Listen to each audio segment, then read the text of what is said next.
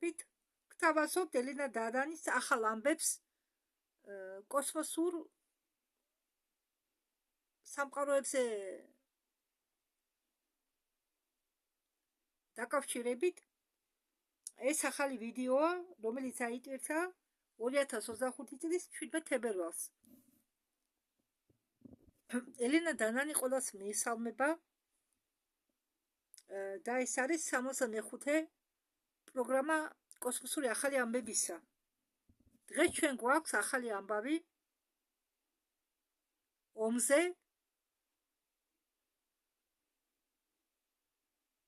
სიკეს ომზე. ეს არის galaktikuri ომი, რომელიც მიდის ჩვენ galaktikაში. არ გაგიკვირდეთ, მარტო დედამიწაზე არ უყვართ ომობა და მარტო დედამიწაზე არ არის ომი. და არის კიდევ რაღაც რისი გაზიარება მსურს თქვენთან. ამ ხალი ამბებით, ამ ინფორმაციით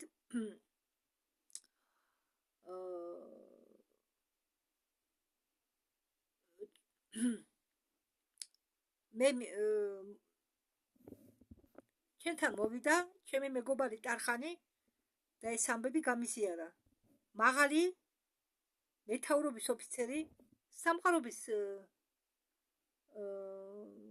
galaktikuri სამყაროების უკაცრავად ფედერაციის galaktikuri სამყაროების უпроსტორად ის არის სულის ფლაგმანი 65 დონის ალბათ, რომელიც იმყოფება დედამიწის ორბიტაზე, დედამიწის მაღალ ორბიტაზე ამ ვარსკვლავურ სისტემაში. ტერონიზმი ეს სახელია მაგათ, თან ისიც იმყოფება ამ ბორცზე, ამ ხომალდის ბორცზე და ის მე მიყვობს ინფორმაციას, რომლის გაზიარება მე ვსურს დღეს თქვენთვის, ასე რომ მოემზადეთ მომისმინოთ. galaktikuri ომი გაერთიანებული ალიანსის ტაროს და სიკას იმპერიის შორის უნდა დამთავრდეს ახლო მომავალში. სიკა არის დრაკონიელების იმპერია. გონი თუ არ ვცდები, მაგრამ ალბათ ელენა აგვიხსნის. ამ galaktikis ბევრი სექტორები იყო განწმენდილი სიკას იმპერიის წარმომადგენლებისაგან. ახლა ეს სექტორები არის დაცვის ქვეშ, რაც აძლევს საშუალებას ცივილიზაციებს აღდგეს galaktikuri საზოგადოების ხარდაჭერის ქვეშ. სამყაროების galaktikuri ფედერაცია და ანარქიების იმპერია ხარს უჭერდნენ ერთმანეთს სამხედრო ოპერაციების დროს თავის ტერიტორიებზე. დღევანდელ დღეს მხოლოდ რამდენიმე ვარსკვლავური სისტემის რამდენიმე სექტორი რჩება იმპერია სიკას გავლენის ქვეშ და ისინი განთავისუფლებული იქნებიან ახლო მომავალში. იმპერია სიკამ ბევრი დანაკარგი განიცადა, მათ შორის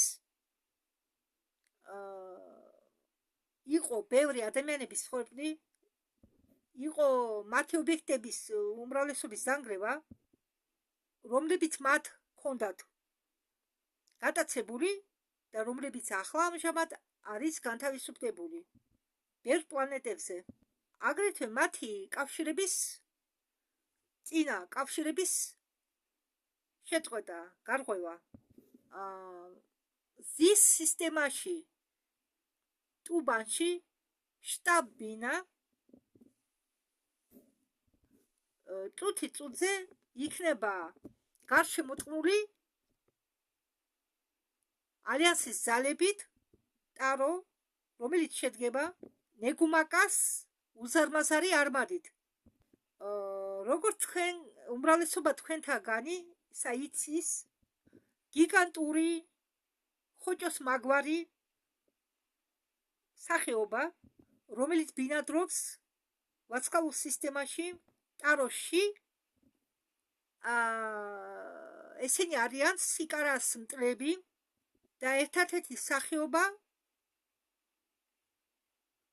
რომლებიც ეშინიათ მათ სიკარას. აი ესენი არიან.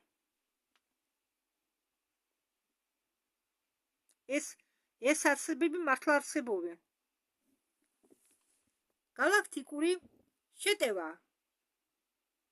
სიკარას გასანადგურებლად გახდა შესაძლებელი, როდესაც იგუგმანო არის ის ხოჭოს მაგვარი ცივილიზაცია, რომელიც თქვენ ახლა მე გაჩვენეთ, იგუგმარო. როდესაც ცივილიზაცია იგუგმარო გახდა galактიკური სამყაროების ფედერაციის წევრი. ნეგუ მაგმა ნობო რართული დასახელება აქვე. ნეგუ მაგმა ნობო, გონი სწორად წარმოვთქვი? ხო, წინათ გონი სხვანაირად წარმოვთქვი მათი სახელწოდება. ეს ნეგუ მაგნო იკვებებიან სიკარას წარმომადგენლებით, დრაკონიელების, რეპტილოიდებს და ჭამენ. მნიშვნელობა არა აქვს, ისინი ხომ ერთია. რეპტილოები, დრაკო და რაც კი ეკუთვნის რეპტილოიდურ სახეობას იკვებებიან ამით. მათი საყვარელი კერძი ყოფილა რეპტილების ხორცი. აგერა, როგორც ადამიანები შაშხს აკეთებენ ღორისგან და ძროხისგან, ნახეთ, რეპტილიას ფეხის სადაა წამოცობილი, რა ქვია, ვთახიან მაგას ჯოღზე, წვავენ შუა ცეცხლზე. ახლა უფრო გავიგე ამათი სახელწოდების დასახელება. აგმანუპო. ახლა სწორად წარმოვთქვი. აგნამუპო. მაპატიეთ. მე კი ვარ უკვე თითქმის ამაში შეჩეული, ამ რაღაც ნაირ რთულ გასატეხ სახელებს, მაგრამ კიდევ ვერ ვიმახსოვრებ. ასე რომ მომიტევეთ. მე არ ვარ სპეციალისტი. ამათ ისინი მთელი თავისი ცხოვრება მათთან აქვენ მაგათ ურთიერთობა და იციან. ასე რომ მომიტევეთ მე. იმ დროს, როდესაც ბუნებრივი ალიანსის ფლოტილიები galacticошორისო კონფედერაციისა დაიხიეს უკან ზის სისტემაში, უпростоრად ზის სისტემის მიღმა ორტა ღრუბელი ორტას მიღმა. ალბათ გაგიგონიათ, თუ არა და ინტერნეტში არის ამაზე ინფორმაცია. იმისთვის რომ დაიცვან ზის სისტემის პერიმეტრი, საზღვარი. ისინი ახლაც არიან იქ განლაგებული იუპიტერის სიახლოვეს და დედამიწის ორბიტაზე. სამყაროების galaktikul ფედერაციას დღემდე აქვთ 4 თანამედროვე ხომალდი, უпростоრად ხო აქვთ განლაგებული დღემდე 4 თანამედროვე ხომალდი დედამიწის მაღალ ორბიტაზე. ესე იგი, ჩვენი დედამიწის მაღალ ორბიტაზე დაფრინავს 4 თანამედროვე ხომალდი სამყაროების galактიკური ფედერაციისა. ახლა ჩვენ დავიწყეთო თქვენ საში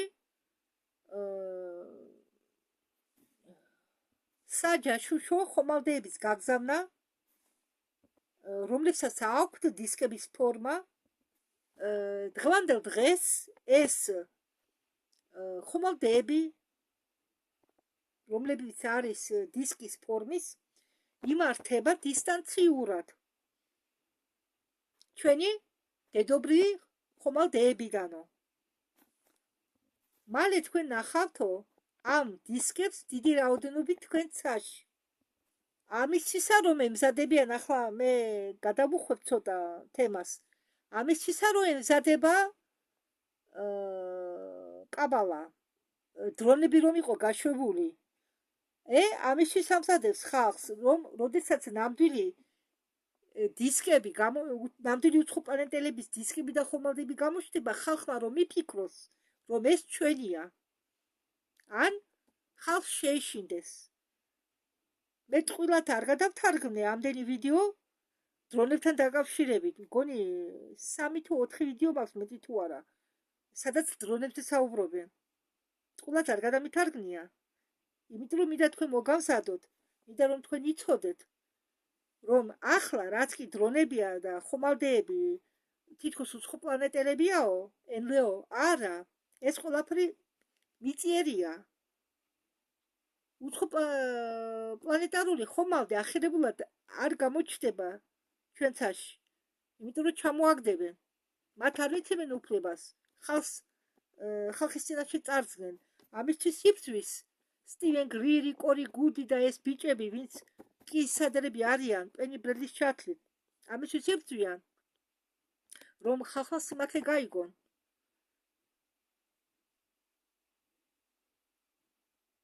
და ამიტომ მომავალში თუ დაუშვათ ნამდვილი უცხო პლანეტარული ხომალდები გამოჩნდა, პანიკაში არ ჩავარდეთ. თქვენ აუცილებლად დაინახავთ მათ. წელს თუ არა მომავალ წელს აუცილებლად. ბევრი მიწისქვეშა ბაზები, ტუნელები, რომელიც ადრე ეკუთვნოდა რამდენიმე სამხედრო დაჯგუფებებს, გადავიდა მიწიერი ალიანსის ხელში. პერიოდში 2039 წლიდან 2022 წლის ჩათვლით. მხოლოდ ორი მთავარი ბაზა, სამხედრო ბაზა იქნა ხელუხლებელი სახელწოდებით ნაბუ, რომელიც რჩება მთავრობის კონტროლის ქვეშ. ახლა, როდესაც ამერიკაში ხელისუფლებაში მოვიდა ახალი მთავრობა, დაიწყო გამოძიებები. ეს გამოძიებები ყველა სფეროში ხდება, მაგრამ ზოგმა დაიწყო ღიად გამოქვეყნება ამ მასალებისა და სიმართლის გახსნა.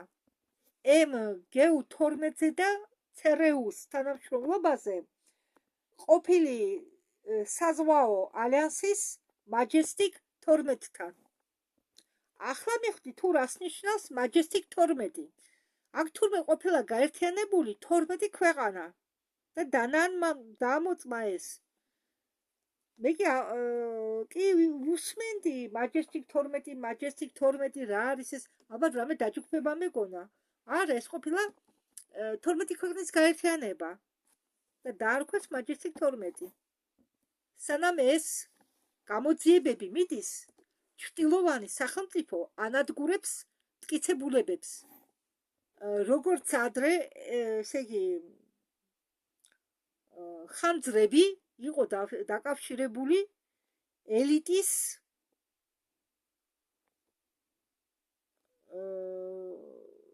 ესე იგი, ელიტის დანაშაულის ადამიანებით მონობათან დაკავშირებით დამოწმებების განადგურების მიზნით. არ ვიცი რას წვავდნენ იქა მე, მაგრამ ყოფილა შემთხვევები, რომ რაღაცები დაუწვიათ. მიწის ძვრები ხელოვნურად პროვოცირდება იმისთვის, რომ განადგურონ მტკიცებულებები ადამიანებს ისეთ ადგილას ყოფნასთან დაკავშირებით, როგორც ტბა გრუმი. მტკიცებულებების განადგურება ეს არის ჩრდილოვანი სახელმწიფოს ბოლო ნაბიჯები, საბოლოო ნაბიჯები. მე გირჩევდითო, ახლა ყურადღება არ მეაქციოთო მანევრებს, რომელიც კეთდება ყურადღების გადატანის მიზნით, რომელიც შექმნა მთავრობა, რომელსაც უნდა რომ ხალხმა ყურადღება გადაიტანონ სხვა რაღაცაზე, რომ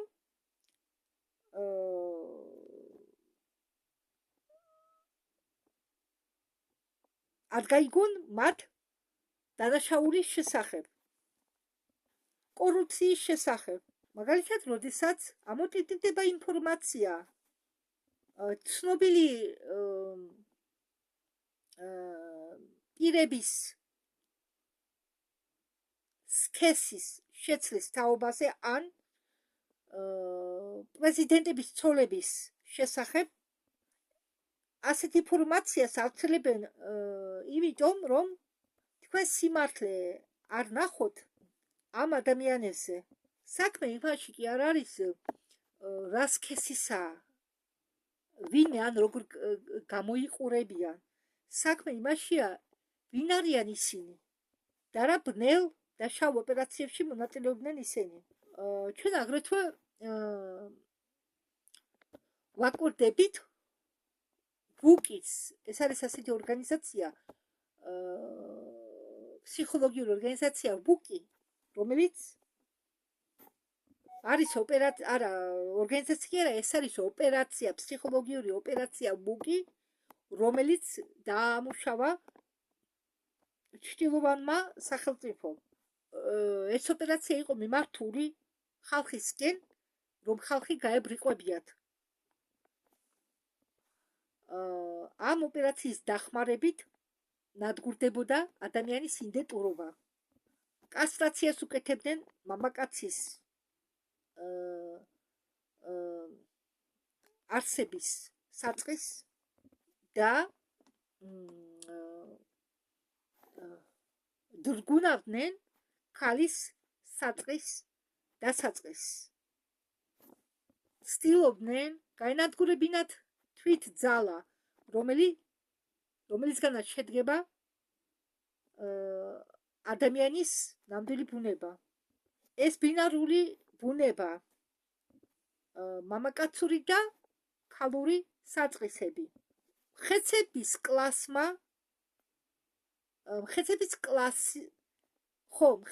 კლასი მაპატით მინდა აზროვნად გადავთარგმნო, რომ გაიგოთ. ეს ამ ხეცების კლასს იმედი ჰქონდათ, რომ თუ განახორციელებდა ბიოლოგიური ადამიანის ბუნების დადგუნვას და განადგურებას იმ გზით, ესე იგი, თუ ჩათესავდა სიძულვილს, კონფლიქტებს, დაძაბულობას ადამიანებს შორის, შეძლებდნენ ადამიანის შიდა ბუნების დადგუნვას და განადგურებას. ბევრ ბავშვებს მიაყენეს ზიანი თანამედროვე გამანათლებლო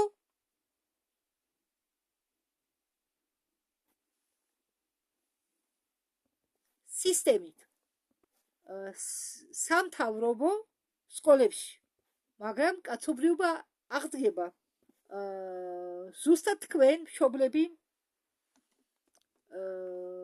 გააკეთებთ ამას, დააბრუნებთ ნორმალურ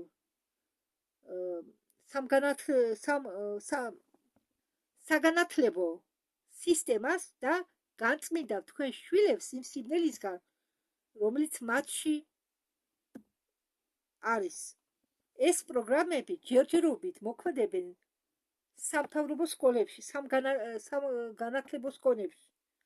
ეს ბავშვები, რომლებსაც მიაყენეს ზიანი, აცდენილი არიან გზიდან, ტვინი აქვენ არეული. თქვენ მათ ჭირდებით, დადგა დრო დაიბრუნოთ ეს ზალა და გაანთავისუფლოთ თქვენი შვილები იმ მომაკვდავი ურჩხულის თათებიდან. დაიწყო კაცობრიობის ოქროს საუკუნე.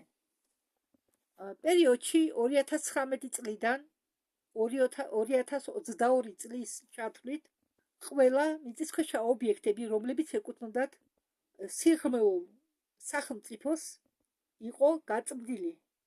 ეს სიღრმეული სახელმწიფო იგივე კაბალაა. 2022 წელს ჩვენ ნახეთ ამ ოპერაციის ბოლო მიწისქვეშა ტუნელების გაწმენდასთან დაკავშირებით. თუ თქვენ თვალყურს ადევნებდეთ იქნება, რომელსაც მე გთავაზობთ, მით უმეტეს ჩემი წიგნის მეორე ნაწილში ჩვენ არ გიღალატებთ. თუმცა ჯერ კიდევ არის დარჩენილი მიგდებული ადგილები, სადაც იყო განადგურებული მტკიცებულებები, მათ დანაშაულის მტკიცებულებები, მაგრამ რეგრესიული უცხოპლანეტელები მეტი არ არიან მიწისქვეშა ტუნელებში და ბაზებზე. ეს ძალიან მნიშვნელოვანია, რადგან თქვენ გესმით, თქვენამდე მოდის სხვადასხვა ინფორმაცია. 2022 წელს ეს დამთავრდა, როდესაც ყველა რეტილოიდები, ბნელი ფლოტი შედგება გერმანელებისგან. მათი ეს ფლოტი, მათ ფლოტს ქვია ბნელი ფლოტი. და რუხი უცხოპლანეტელები სახელწოდებით ნებუ იყვნენ განდევნილი 2021 წელს კი ოპერაციები განწმენდასთან დაკავშირებით იყო დასრულებული. ანტარქტიდიდან იყვნენ განდევნილი რეპტილოიდები შავ ფლოტთან ერთად, ესე იგი გერმანელებთან ერთად.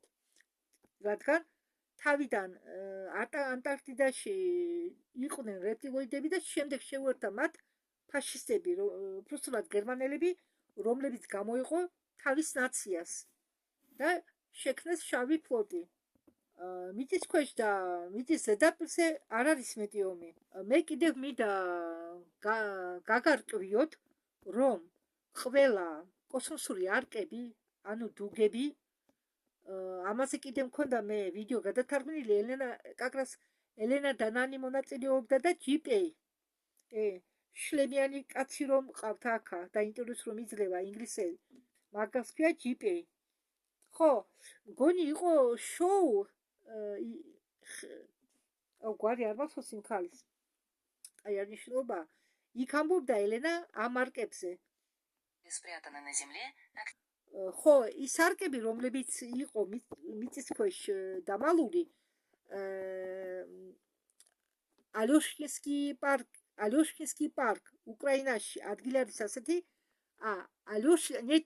ალეუშკინსკი პარკი არა, ალეუშკინი-პესკი. ხო, უკრაინაში ყოფილა 3 უდაბნო. არ ვიცოდი მე.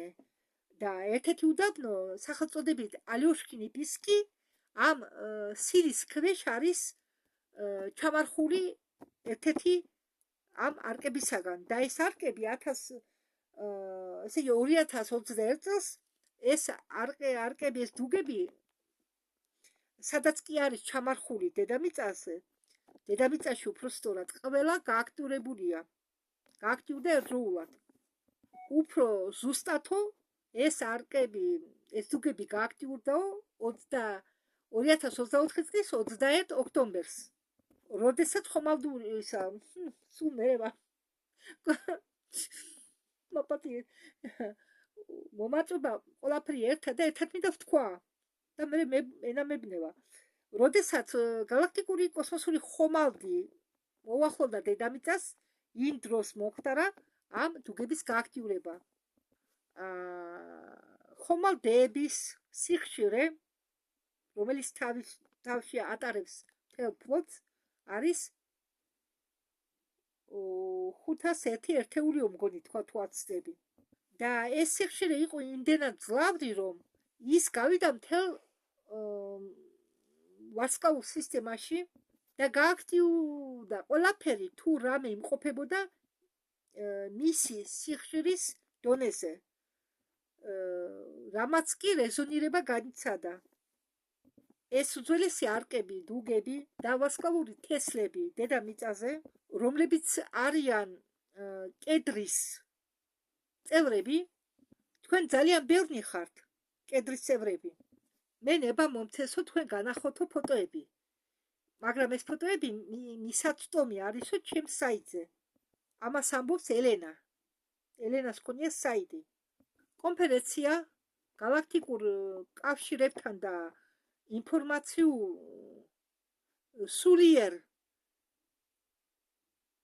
ინფორმაციული ამერი ახლა ტვინი. ამ ინფორმაციასთან ინგლისში, ბონში 11 მაისს 2025 წელს არისო დაგეგმილი. მე ვაკეთებ პრეზენტაციას ახალ განახლებულ ტექნოლოგიებზე, მაღალ განვითარებულ ტექნოლოგიებზე, კოსმოსური ხომალდებისა ამ კონფერენციაზე და მე წარვადგენო ამ ფოტოებს.